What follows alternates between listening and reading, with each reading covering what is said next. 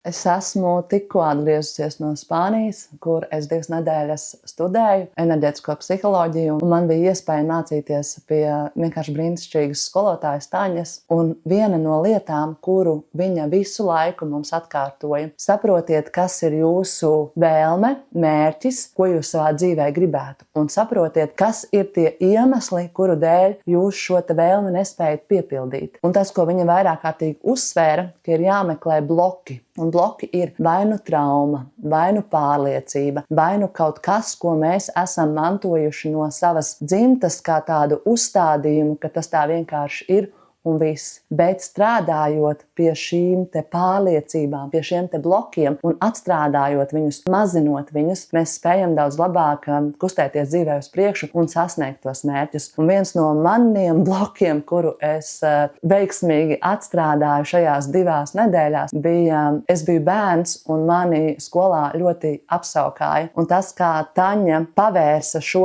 te notikumu kopā ar EFT, šiem te piesitieniem, bija ļoti jaudīgi līdz tādam momentam, ka es sesijas laikā vienkārši smējos. Mēs visas meitenes tur strādājot pie šī te notikuma, mēs smējāmies.